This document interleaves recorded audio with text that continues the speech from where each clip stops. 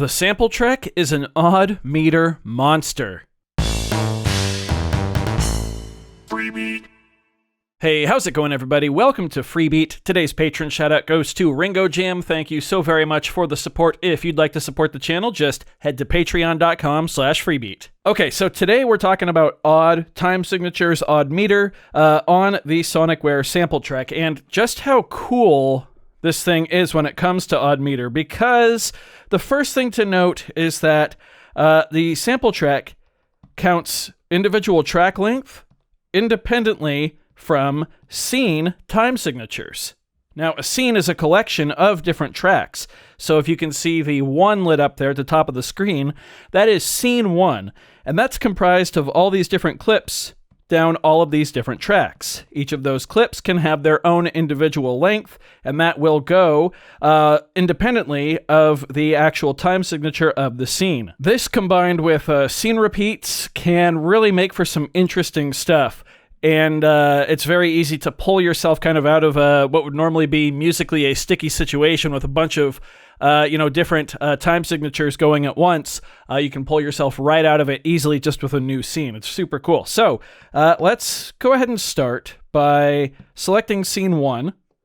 And we can see here we've got bar, which is the amount of bars the scene is, the time signature, the amount of repeats, and then if we want to enable the scene, that obviously needs to be on. Let's go to time signature, which is under knob B here. Let's set this to 7/8, okay?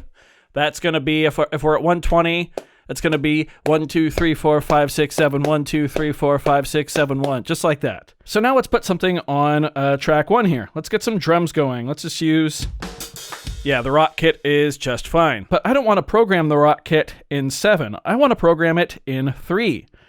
So if I click a few times over here, I can get to the sequencer menu where we see length is on knob A. If I click that in and turn it to the left, we can set it to 14, which 14 16th notes would effectively be 7/8.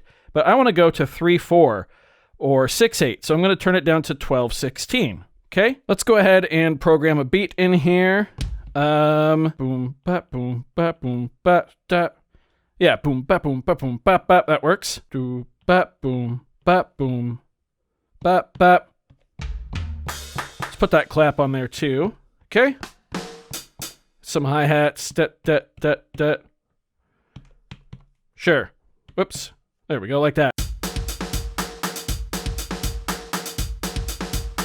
Okay, that's very clearly in 3, right? 1, 2, 3, 1, 2, 3, 1, 2, 3.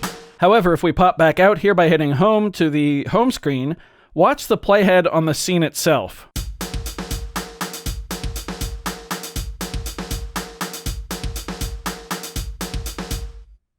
See how it's running independently of the track? So the track is running in 3/4 while the scene is in 7/8.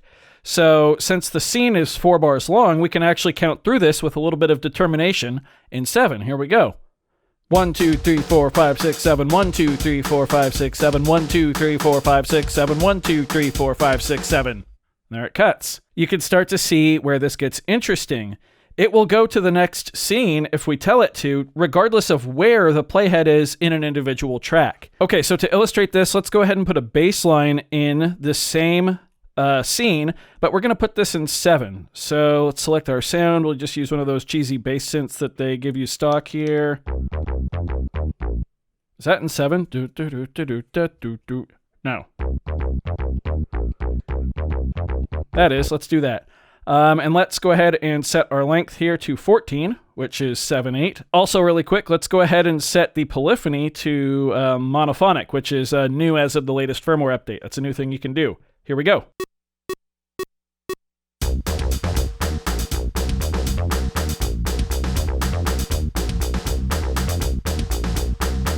Okay, and we can already hear that's pretty wacky because we've got the bass in 7, the drums in 6, right?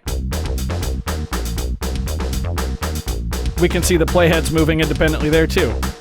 Let's hammer this home with one more instrument in this scene. Let's get like a synth pad, and let's put this in 4/4. That works. Let's go ahead and make this 32 steps long. Polyphony's fine. Let's add some release.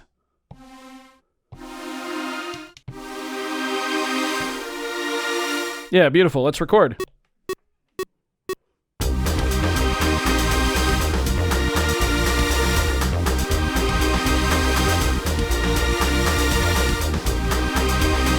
All right, pretty wild, right? Let's lower the level of this here. And let's actually bring up the drums volume a bit.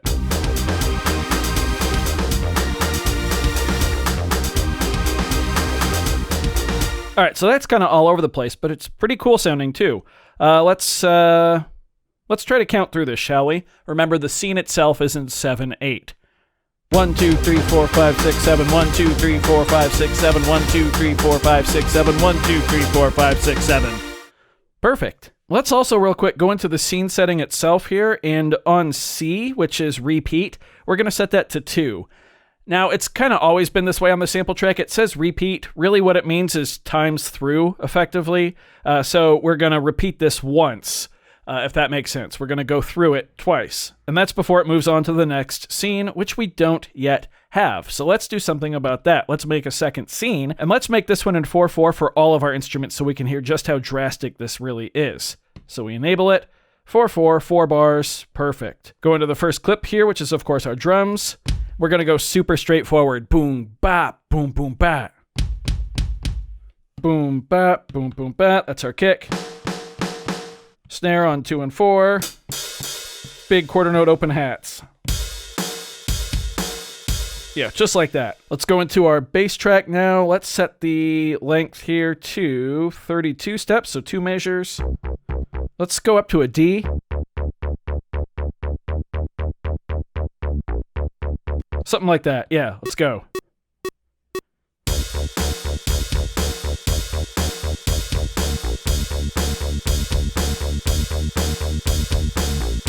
Okay. And then let's go into track 3, which again is our synth pad. So we want D minor. Yeah, we'll just bring the root of that up a half step there. We'll set it to 2 measures long. Let's go.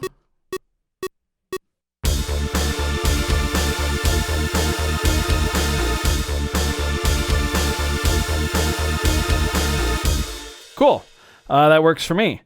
Now, so we can hear the change between the 2 scenes again, let's actually scroll over scene 1, hit function and OK to copy that scene into scene 3 as well. So now we go our wacky odd time signatures, then universal 4/4, and then back to our wacky odd time signatures. Let's hit play and have a listen. Here we go.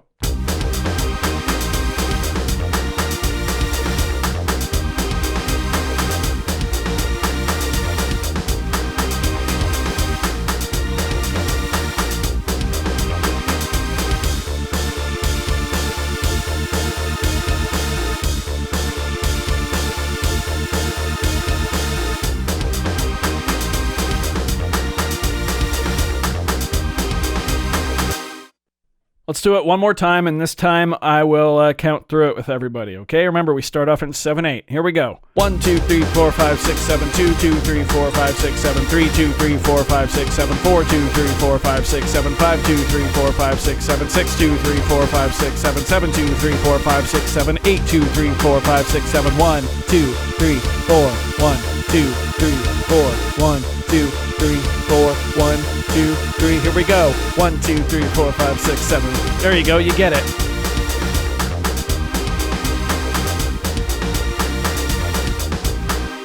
So there you go. Hopefully that makes sense to you. Remember, we only use 3 tracks here across 3 different scenes. We have up to 10 different tracks plus 3 global audio tracks and up to 16 different scenes. There's just so much you can do here. And obviously this was put together very, very quickly just on the spot here. So the transition between scenes 1 and 2 and then back, from 2 back to 3 was not as smooth as it could be. That was just me kind of messing around. But if you really are someone who likes to get in and do the math between odd time signatures and when things line up and when transitions sound good, who knows, maybe you want them to sound unsettling. The SmplTrek is a really fantastic device to be able to do that on. So there you go. In my opinion, the SmplTrek is an odd meter monster. I think it's so cool, the stuff you can do with it. Audio tracks just kind of follow along, which is really, really nice. Definitely recommend finishing your scenes out first and then throwing global audio over the top once you've wrapped your head around the song structure itself. But yeah, this thing's just a great tool for songwriting and for songwriting in odd meter. So I do hope you found this video informative or at least entertaining. If you did, be sure to leave a like on it. If not, you can always leave a dislike. That's okay too. Doesn't hurt my feelings, just makes me try that much harder next time. Either way, be sure to hit that subscribe button, ring that notification bell. Thank you all so very much for being here. Thanks for watching. We'll see you next time. Bye.